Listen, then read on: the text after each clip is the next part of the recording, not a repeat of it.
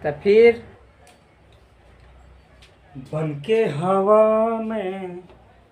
तो नमस्कार साथियों, कैसे आप लोग? उम्मीद करते हैं आप लोग बहुत मस्त होंगे, बढ़िया होंगे और अपना पढ़ाई पे फोकस पूरी तरह से कर रहे होंगे। और याद रखिएगा, मतलब अवध ओझा सर एक बार बहुत अच्छा बात बोले थे, मतलब कोई 1-2 दिन पहले मैंने देखा था, जब विवेक बिंद्रा के शो में गए थे, तो उन्होंने बोला था कि जब रस, जो पढ़ाई है ना, तब पढ़ाई में रस मिलना शुरू हो जाएगा तो स्टूडेंट्स का फोकस ऑटोमेटिक वहां पे चला जाएगा। बात सही है भाई। जिस चीज में रस हम लोगों को मिलना शुरू हो जाता है ना, वहां पे कोई कहता भी नहीं है ना, तो फोकस हम लोग का चला जाता है। यानी रस जो है ना, रस वो फोकस का क्या है, एक तरह से समझिए तो घोड़ा जानते हैं ना, घोड़ा कैसे, घोड़ा जिधर घूमेगा तो जो टमटम का मतलब कि ठेला है वो उधरे घूमता है। तो उसी तरह से रस जितना, मतलब रस पे डिपेंड करता है आपका फोकस।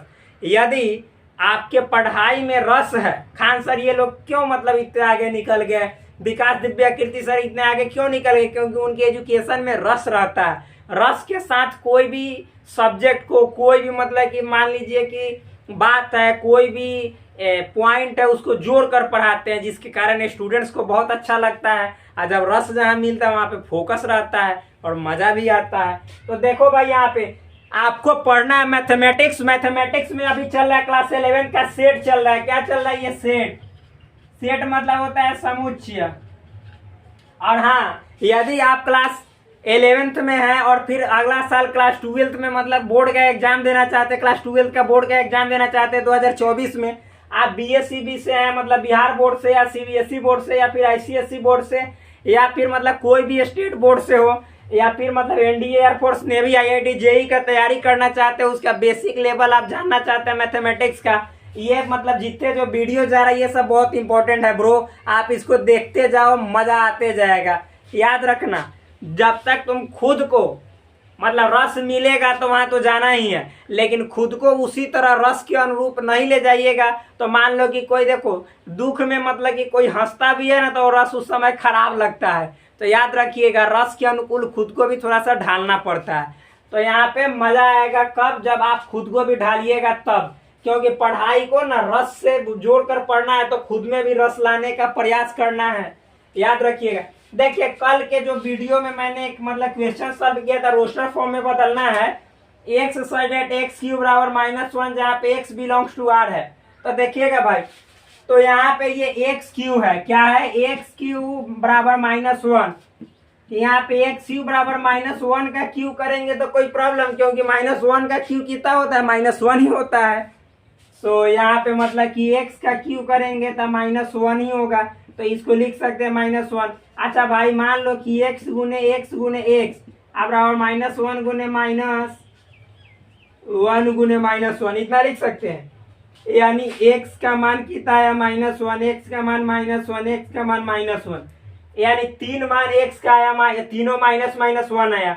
क्यों? क्योंकि फिर से सबको गुना कीजिएगा तो -1 आ ही जाएगा, इसको गुना कीजिएगा तो एक्स क्यू आ ही जाएगा। यानी इसको जब रोस्टर में इतना को बदलेंगे तो c बराबर आएगा क्या? तो x बराबर -1, सब -1 है, -1 लिखेंगे रॉन्ग, क्योंकि सेट में अवयवों को दोहराया नहीं जाता है, तो इसीलिए सिर्फ -1 लिखेंगे।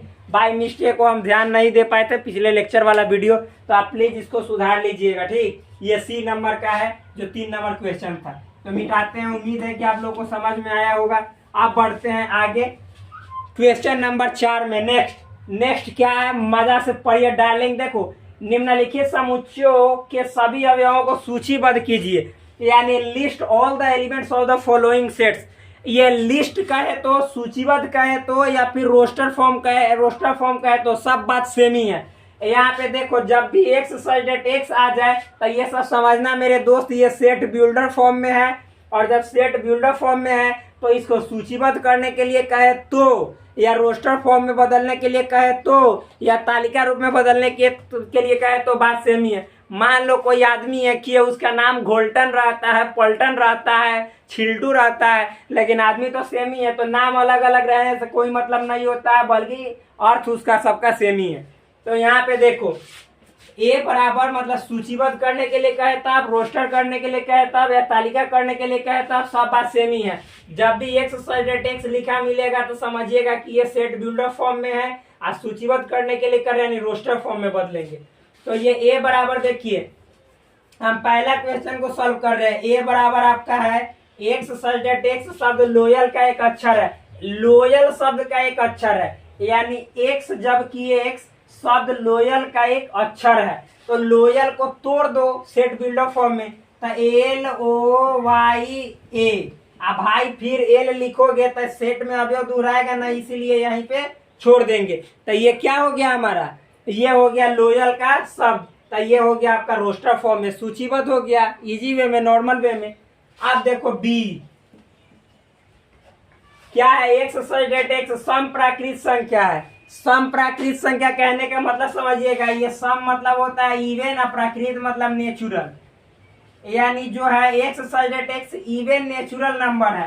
तो भाई इवेन नेचुरल नंबर यानी सम प्राकृत संख्या तो 2 से शुरू होता है, क्योंकि प्राकृत संख्या भी है 2, एक तो मतलब प्राकृत संख्या लेकिन सम नहीं है, तो 2 से शुरू होगा, फिर उसके बाद 4 होगा, 6 होगा, 8 होगा, 10 होगा, 12 होगा, डॉट डॉट डॉट, ये इस तरह से अनंत तक जाएगा सम प्राकृत संख्या। तो 2 क्वेश्चन इजी वे में बदल गए, मतलब रोस्टर फॉर्म में या सूचीबद्ध हो गया। अब हम लोग आते हैं तीसरा पे। तीसरा क्या है, सी नंबर को समझिएगा। एक्स सब्जेक्ट एक्स अंग्रेजी वर्णमाला का एक व्यंजन है जो पी से पहले आता है। तो एक्स एक्स जबकि एक्स अंग्रेजी वर्णमाला का एक व्यंजन है, व्यंजन मतलब कॉन्सोनेंट, कॉन्सोनेंट, ठीक। क्या है, तो पी से पहले आता है। तो भाई पी से पहले कौन कौन सा कॉन्सोनेंट आता है, तो कहोगे भाई ए आता है। तो ये व्यंजन यानी कॉन्सोनेंट थोड़े ही है, ये तो वॉवेल है यानी स्वर है, तो ये इसमें नहीं आ पाएगा। तो बी से शुरू होगा, सी होगा, डी होगा, आई नहीं होगा। क्यों, क्योंकि ई वॉवेल है। आई कह रहा है कि कॉन्सोनेंट है जो पी से पहले आता है, तो ई नहीं होगा, एफ होगा, जी होगा, एच होगा, आई भी नहीं होगा। क्यों, क्योंकि आई वॉवेल है। तो जे होगा, के होगा, एल होगा, एम होगा, एन होगा, ओ नहीं होगा। क्यों, क्योंकि वो वॉवेल है। और उसके बाद एम एन ओ पी लिखिएगा, तो ब्रो पी से पहले कह रहा है तो पी थोड़े ही शामिल होगा, यानी पी शामिल नहीं होगा। तो ये आपका रोस्टर फॉर्म में चेंज हो गया। उम्मीद है कि आपको समझ में आया होगा। एक बात समझिएगा, जब आप दिल से तमन्ना के साथ आप अपने लक्ष्य को पाने के लिए तैयार हो जाइएगा, इतिहास में या सब चीज मतलब कि समझिए, तो हम लोग पढ़ चुके हैं, देख चुके हैं कि पूरी दुनिया जो होती है, दुनिया का एक एक कण कण, यानी इस नेचर का, प्रकृति का एक एक कण कण आपको उस सफलता को पाने के लिए, यानी उस सफलता तक पहुंचाने के लिए पूरा एनर्जी दे देता है। आप लोग एनर्जी कंजर्वेशन लॉ पढ़े होंगे भाई। एक मनुष्य है, उसका एनर्जी कभी लॉस नहीं होता है। मतलब एनर्जी ना तो क्या बोलते हैं प्रोड्यूस किया जा सकता है, यानी जनरेट किया जा सकता है, ना ही उसको डिस्ट्रॉय किया जा सकता है। यानी न तो उत्पन्न किया जा सकता है, न ही उसको नष्ट किया जा सकता है, बल्कि एक रूप से दूसरे रूप में बदला जा सकता है। हम लोग कहते हैं कि हम लोगों का एनर्जी जो है क्या हो गया, नष्ट हो गया। बुढ़ापे में एनर्जी नष्ट हो जाता है, गलत बात। एनर्जी कभी नष्ट नहीं होता है, याद रखिएगा। उसका एनर्जी ट्रांसफॉर्म हो गया। किस चीज में ट्रांसफॉर्म हो गया, क्या आप सोचते हैं तो सोचने में एनर्जी लॉस नहीं होता भाई। लगता है, मान लीजिए कि आप कोई चीज सोचिएगा, कोई चीज मान लीजिए इमेजिनेशन कीजिएगा, आपके पास एनर्जी मतलब क्या, एनर्जी एक जीवंत चीज है। मतलब अगर जो एनर्जी नहीं रहेगा तो कोई चीज का एग्जिस्टेंस ही नहीं रहेगा। एक तरह से ऐसा, मतलब ये नहीं कि एनर्जी, हम बात समझ बोल रहे हैं उसको गौर से समझने का प्रयास कीजिएगा। मान लीजिए कि आपके अंदर एनर्जी नहीं है, हम बोल भी नहीं पाएंगे, मेरे अंदर एनर्जी नहीं होगा। एनर्जी मतलब हर के अंदर रहता है, लेकिन वो अलग अलग फॉर्म में क्या रहता है, डिस्ट्रीब्यूट रहता है। मान लो हम ऐसे हाथ घुमा रहे हैं, इसमें भी एनर्जी लगा भाई। मान रहे हैं, बोल रहे हैं, ये एनर्जी मतलब कि साउंड एनर्जी में बदल गया। समझ में आ रहा है ना। तो एनर्जी मतलब कि जैसे एक रूप से दूसरे रूप में बदल रहा है, बल्कि नष्ट नहीं होगा, याद रखिएगा। ये सब इंपॉर्टेंट चीजें हैं। तो उसी तरह से आप मतलब कि अपने जीवन में यदि सफलता हम हो या आपको पाना चाहते हो, तो ब्रो अपने एनर्जी को इतना कंसंट्रेट करके पढ़ो। बोलने में तो एनर्जी लॉस होता है, इसीलिए कहा जाता है जो महान व्यक्ति होता है बहुत कम बोलता है। कम बोलने से एनर्जी बचता है, और उसी एनर्जी का यूज हो मतलब अपने जीवन में आगे बढ़ने के लिए, उस सत्य को यानी ट्रूथ को पाने के लिए लगाता है, जो वास्तव में इस जीवन की सच्चाई है। ठीक, आगे देखिए। तो ये मतलब कि हो गया आपका। फिर उसके बाद मिटाते हैं इसको, नेक्स्ट में देखते हैं डी नंबर में। डी में क्या है, तो एक सर्जेटेक्स वर्ष का एक ऐसा महीना, मंथ, मतलब कि जो ईयर होता है, तो ईयर का एक ऐसा मंथ है जिस मंथ में 31 दिन नहीं होते हैं। यानी देखो, ऐसा साल जिसमें 31 दिन नहीं आता, ऐसा वर्ष जिसमें 31 दिन नहीं आता। तो भाई साल में 31 दिन आता है या ना आता है, इसको समझने का सबसे बेहतर ट्रिक क्या है, सो समझना। देखो, जो जो मतलब ये इस तरह से एक मतलब कि उभरा हुआ है, एक मतलब धंसा हुआ है, तो उभरा हुआ जो रहेगा उसको 31 मानेंगे या मानते हैं, और जो धंसा हुआ है उसको 30, आइए को सिर्फ फरवरी के लिए 28 से 29। ठीक, तो समझ जाना, इसमें 31 दिन नहीं आता है उसको चुनना है। तो जो उभरा हुआ है वो 31 दिन, जनवरी, ठीक, 31 दिन, फरवरी 28 या 29, तो ये 31 दिन नहीं ना हुआ फरवरी, तो ये इसमें शामिल होगा कि ना, क्योंकि कह रहा है कि वर्ष का एक ऐसा महीना जिसमें 31 दिन नहीं होता, तो फरवरी में नहीं होता, इसमें 28 होता है या 29 होता है, यानी फरवरी शामिल होगा। फिर जनवरी हो गया, इसमें 31 दिन तो शामिल नहीं होगा, फरवरी होगा क्योंकि 31 दिन नहीं होता है। मार्च उड़का है यानी उभरा हुआ है, तो 31 दिन तो नहीं होगा। अप्रैल होगा क्योंकि 30 होता है। अप्रैल के बाद मई नहीं होगा क्योंकि 31 होता है। मई के बाद जून, जून में 30 होता है, होगा। जुलाई 31 होता है, नहीं होगा। और फिर इसमें यहीं से जुलाई भी 31, अगस्त भी 31, तो ये दोनों नहीं होगा। अगस्त के बाद सितंबर होगा क्योंकि उभरा हुआ नहीं है, धंसा हुआ है। सितंबर के बाद अक्टूबर नहीं होगा क्योंकि 31 दिन होता है, इसमें करे कि 31 दिन वाला नहीं होना चाहिए। अक्टूबर के बाद नवंबर क्योंकि 30 दिन होता है। दिसंबर लास्ट वाला महीना 31 दिन होता है, यानी देखो नवंबर होगा। तो क्या क्या होगा सो समझना इसमें। सबसे पहले तो फरवरी होगा, फरवरी, फिर मार्च नहीं होगा, अप्रैल होगा, फिर मई नहीं होगा, जून होगा, और जुलाई भी नहीं होगा, अगस्त भी नहीं होगा क्योंकि देखो ये जुलाई है, ये अगस्त, दोनों उल्टा। अगस्त, सितंबर होगा, सितंबर, अक्टूबर नहीं होगा, नवंबर होगा, बस काम खत्म। दिसंबर नहीं होगा, तो यही इसमें आ जाएगा, यानी फरवरी, अप्रैल, जून, सितंबर, नवंबर। क्या, तो समझ में आया ना, ये हो गया रोस्टर फॉर्म में। अब इतना तक समझने के बाद हम आगे बढ़ते हैं। तब तक भाई यहाँ पे एक सेकेंड वीडियो को रोकते, क्योंकि क्वेश्चन तो हमको उतारना पड़ेगा, क्योंकि ऐसे क्वेश्चन उतार उतार के बनाएंगे तो भाई टाइम लॉस होगा।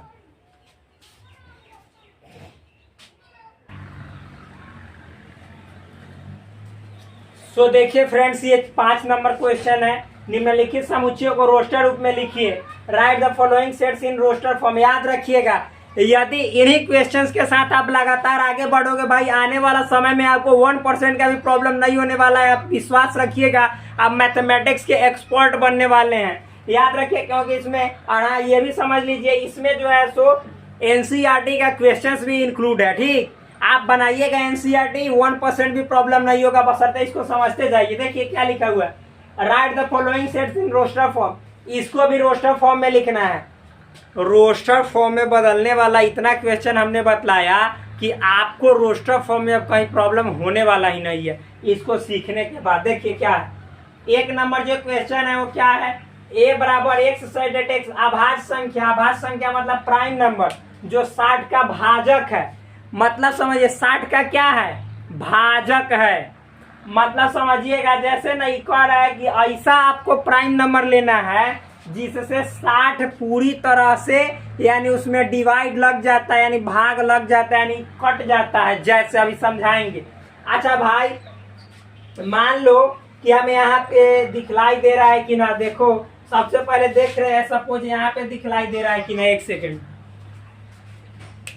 हाँ दिखलाई दे रहा है, बहुत बढ़िया दिखलाई दे रहा है। एक्स साइडेड एक्स अभाज्य संख्या यानी प्राइम नंबर है जो 60 का भाजक, यानी 60 को पूरी तरह से विभाजित कर दे रहा है। तब भाई हम पूछेंगे कि अभाज्य संख्या हमने पढ़ाया प्राइम नंबर, सबसे छोटी प्राइम नंबर 2 होती है, तो 2 से ये 60 पूरी तरह से डिवाइड इसमें लग जाएगा। तो हाँ लग जाएगा, यानी 2 हो जाएगा आपका।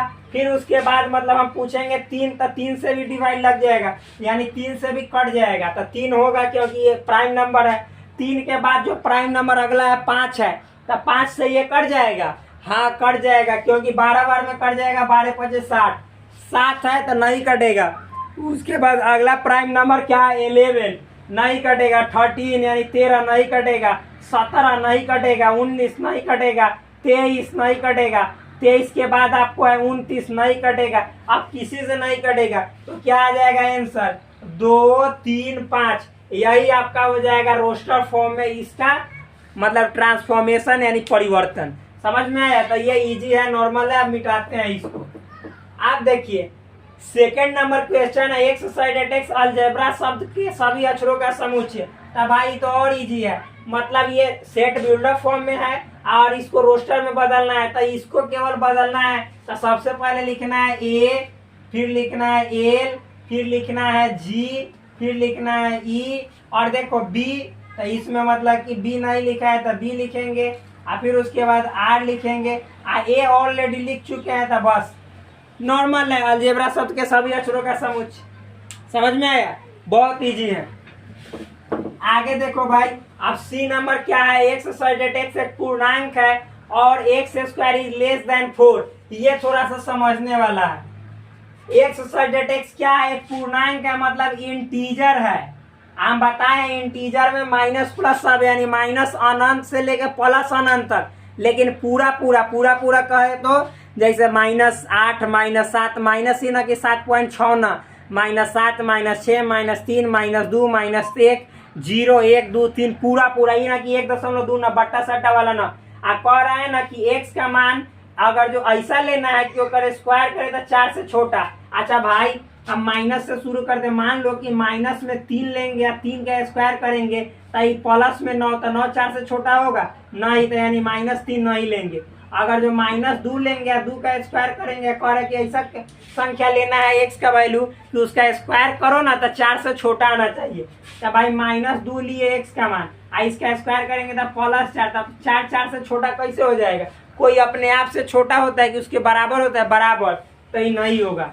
तो यानी -1 होगा तो -1 का स्क्वायर करेंगे तो हो जाएगा कितना, +1। अब +1 अपने आप से छोटा है, यानी यहाँ पे -1 चलेगा कि ना चलेगा? तो यहाँ पे x के बदले -1 भरेंगे तो इसका स्क्वायर करेंगे तो 4 से छोटा आएगा। फिर देखो 0 भरोगे x के बदले तो 0 का स्क्वायर करोगे तो 0 है, 0 4 से छोटा है कि ना? तो हाँ है, यानी 0 चलेगा। फिर +1 देखो, +1 भरोगे, +1 का स्क्वायर करोगे तो 1 है, 1 4 से छोटा है कि ना? तो ये +1 चलेगा।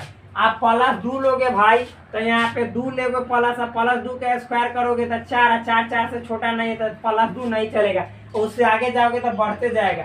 यानी एक्स एक इंटीजर है जिसका वैल्यू कह रहा है कि एक्स स्क्वायर का वैल्यू 4 से छोटा होना चाहिए। तो ये वाला मतलब कि -1 0 1 चलेगा, बाद बाकी नहीं चलेगा। तो ये मिटा देते हैं। हम नेक्स्ट क्वेश्चन पे बढ़ते हैं। बोल रहा है डी नंबर है, एक्स एक पूर्णांक है और इसको मिटाते हैं। एक्स एक पूर्णांक है यानी भी इंटीजर है। क्या कह रहा है इंटीजर है तो x का जो वैल्यू है वो मतलब कि -3 से बड़ा है और 7 से छोटा है। भाई जब नंबर सिस्टम हम नंबर लाइन खींचते हैं तो मान लो इधर माइनस अनंत है, यहाँ मान लो -4 -3 -2 -1 0 1 2 3 4 5 6 7 मतलब इस तरह से प्लस अनंत। तो देखो भाई x का वैल्यू कह रहा है कि -3 से बड़ा, तो -3 से बड़ा इधर, यानी माइनस वाला में जैसे जैसे हम ये बाएं से दाएं चलते हैं बड़ा होता है। तब x का वैल्यू -3 से बड़ा है, बराबर नहीं है, तो -3 नहीं लिया आएगा इसमें, यानी इसमें शामिल नहीं होगा। यानी कौन सा हम अभी देख रहे हैं डी नंबर। तो डी का जब हम सॉल्यूशन निकालेंगे यानी रोस्टर फॉर्म में बदलेंगे तो -3 से बड़ा कहने का मतलब -2 होगा। तो -2 -1 और फिर 7 से छोटा, तो 7 से छोटा कहने का मतलब 0 1 2 3 4 5 6 तक जाएगा, 7 नहीं होगा। क्यों? क्योंकि 7 इसमें शामिल नहीं होगा, इसलिए क्योंकि यहाँ पे 7 के बराबर नहीं दिया हुआ है। तो -2 -1 0 1 2 3 4 5 6 और 7 नहीं होगा। यहाँ तक हुआ, नॉर्मल है। दिखलाई दे रहा है कि ना, देख लेते हैं ना, तब पढ़ाया हुआ बेकार चला जाएगा। दिखलाई दे रहा है ब्रो, ये नॉर्मल है, यानी -2 -1 0 1 2 3 4 5 6 तक जाएगा। अब इसको भी मिटाते हैं, समझ में आ गया होगा। अब आते हैं हम किसमें, तो यहाँ पे डी तक मैंने बता दिया, यहाँ तक मिटा दे रहे हैं। आप लोग उतार लीजिएगा पॉज करके वीडियो को, यानी रोक कर, और फिर आते हैं ई नंबर में। तो ई में क्या है भाई, ई में क्या है ब्रो, एक्स सब्जेक्ट एक्स एक ऐसी प्राकृत संख्या मतलब नेचुरल नंबर जिसके अंकों का योगफल यानी एडिशन, अंक मतलब होता है डिजिट, उसका एडिशन 9 हो। अब कैसा संख्या होना चाहिए, नेचुरल नंबर। अच्छा भाई नेचुरल नंबर अंकों का योग 9 हो। अच्छा बताओ अंकों का योग 9 हो, क्या है, अंकों का योग 9 हो, तो यहाँ पे आप लोग समझिएगा एक ऐसी प्राकृत संख्या है जिसके अंकों का योग 9 हो। पहले एक सेकंड क्वेश्चन देख लेने दो भाई, क्योंकि गलती भी हो सकता है।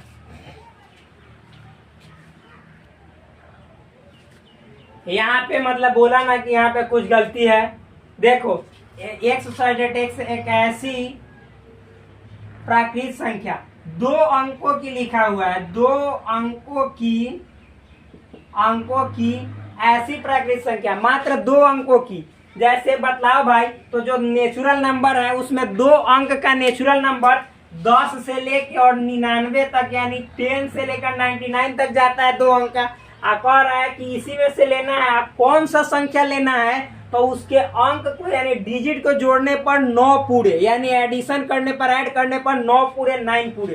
तो यहाँ पे देखो मान लो कि 10 से 20 के बीच में आप देखोगे तो एक 18 है, क्योंकि एक 8 जोड़ोगे तो 9 आएगा। एक बात याद रखना, 18 का उल्टा 81 यानी 81 भी चलेगा, क्योंकि इसको भी जोड़ोगे तो 9 आएगा। तो ये 10 से 20 के बीच में आ गया। 20 से 30 के बीच में जाओगे भाई तो आपको सबसे पहले हम बता देते हैं 27 मिलेगा, 27 ही तो मिलेगा, क्योंकि जोड़ोगे तो 9 आएगा। फिर तो इसका उल्टा 72 भी आएगा। 30 से 40 के बीच में चलोगे तो 36 आएगा, यानी 36, क्योंकि जोड़ोगे तो 9 आएगा। 40 से 50 के, इसका उल्टा 63 आएगा। 40 से 50 के बीच में चलोगे तो कितना आएगा, 45, क्योंकि जोड़ोगे तो 9 आएगा। फिर इसका उल्टा यानी 54 आएगा। अब 50 से 60 के बीच में चलोगे तो यही ना उल्टा जो है सो 54। फिर उसी तरह से 60 से 70 के बीच में तो 63 आएगा, क्योंकि जोड़ोगे इसके दोनों अंकों तो 9 पूरेगा जोड़ने पर। फिर 70 से 80 के बीच में देखोगे तो 72 यानी 72 आएगा। फिर उसके बाद 80 से 90 के बीच में देखोगे तो यहाँ पे 80 से 90 के बीच में देखोगे तो 81 आएगा, यानी 81। अब देखो इतना आ गया। 90 भी तो अपने आप में है, क्योंकि 90 को जोड़ोगे तो 9 में 0 जोड़ेगे तो 9 ही आएगा, यानी 90 भी तो 2 अंक का संख्या है, यानी 2 डिजिट का नंबर है। इसके डिजिट को जोड़ने पर 9 आया तो 90 भी चलेगा। अब 91 जाइएगा तो जोड़िएगा तो 10 आएगा, तो ये सब नहीं चलेगा, बस इतना ही होगा। कहने का मतलब है जो आपका क्वेश्चन था क्या था कि 2 अंकों की ऐसी प्राकृत संख्या, तो ये सभी नेचुरल नंबर ही तो है जिसके अंकों का जोड़ 9 हो। तो देखो तो मतलब 18 है तो जोड़ोगे तो 1 8 9, 27 है जोड़ोगे तो 2 7 9, 36 है जोड़ोगे तो 3 6 9, 45 है तो 9, ये सबको जोड़ोगे तो 9 पूरेगा। ठीक, बहुत ज्यादा बोल दे रहे भाई, एनर्जी लॉस होता है। ये हो गया, आप मिटाते हैं इसको। ई के बाद एफ नंबर देखते हैं। कह रहा है कि एक्स साइड, इसको मिटा देते हैं, ये इजी है। X side x square plus x minus 2 बराबर 0, तो इसको लिखना है आपको रोस्टर फॉर्म में। तो यहाँ पे देखो x square plus x minus 2 बराबर 0, ए बराबर 1 है, बी बराबर भी 1 है, सी बराबर -2 है। अब मूल निकालना है, तो देखो मूल निकालने के लिए minus B plus minus root under B square minus 4ac बटा में 2a, तो माइनस बी यानी -1 plus minus root under B का वैल्यू 1, तो 1 का स्क्वायर -4 इंटू ए का वैल्यू 1 और सी का वैल्यू -2, और फिर बटा में हो जाएगा क्या, पूरा होल अपन 2 गुण ए का वैल्यू 1, -1 प्लस माइनस अंदर 2 को जोड़ोगे तो 1, और माइनस माइनस प्लस 4 दूनी 8, और बटा में 2, यानी -1 प्लस माइनस और जोड़ोगे तो 9 और बटा में 2, -1 और प्लस माइनस रूट अंडर 9 का 3 हो जाता है बटा में 2। आप समझो इतना आया, दिखलाई दे रहा है कि ना, देख लेते हैं भाई। हाँ दिखलाई दे रहा है, अच्छा है। आप देखो आप मतलब एक बार मतलब कि जो एक वो आंसर होगा -1 और फिर -3/2, यानी हो जाएगा -4/2, यानी इसको अल्फा मान लेते हैं, तो ये हो जाएगा कितना 2, यानी -2। एक बीटा वाला प्लस वाला लेंगे तो -1 और +3/2, तो 3 में से 1 गया 2 अपन 2, यानी हो जाएगा 1। तो 1 हो गया 1। तो देखो भाई ये को आंसर है -2 एगो 1। तो यानी इसमें जो f का रोस्टर फॉर्म में f को चेंज कीजिएगा तो -2, 1 यही हो जाएगा आपका आंसर। समझ में आ गया होगा, नॉर्मल है, 10th पढ़े होगे, इजी है ये सब। मिटा देते हैं। फिर अगला देखो भाई, पॉज कर करके आप लोग उतारिएगा। ये f हो गया, अब g, f को मिटाते हैं। अब g देखते हैं, g में क्या है सो समझिएगा। x सजेट x बेटर के सभी अक्षरों का समुच्चय है। तो यहाँ पे बेटर के सभी अक्षरों का समुच्चय, तो b हो जाएगा, फिर उसके बाद e हो जाएगा, और t, या फिर एगो t है तो t नहीं लिखेंगे क्योंकि समुच्चय में अवयव को दोहराया नहीं जाता है। फिर e लिख दिया है तो e नहीं लिखेंगे, r लिखेंगे। हो गया, ये बहुत नॉर्मल है, मतलब समुच्चय निर्माण विधि था ये। आइए रोस्टर फॉर्म में चेंज हो गया। अब इसको मिटाते हैं। अगला क्वेश्चन है हमारा क्या, x सजेट x, h नंबर जो है वो क्या है, x सजेट x, 6 से छोटी प्राकृतिक संख्या। भाई 6 से छोटी नेचुरल नंबर 1 है, 2 है, 3 है, 4 है, 5 है, और उसके बाद 6 आता है। सब नॉर्मल है। इस तरह से आपको यहाँ तक मुझे उम्मीद है कि समझ में आया होगा भाई। तो मिलते हैं फिर नेक्स्ट वीडियो में, तब तक के लिए धन्यवाद। फिर मतलब कि आने वाला समय में जो अगला टाइप है आप सेट बिल्डर में बदलेंगे, रोस्टर में दिया हुआ रहेगा, और सेट बिल्डर में चेंज करेंगे। तो मिलते हैं नेक्स्ट वीडियो में, तब तक के लिए धन्यवाद।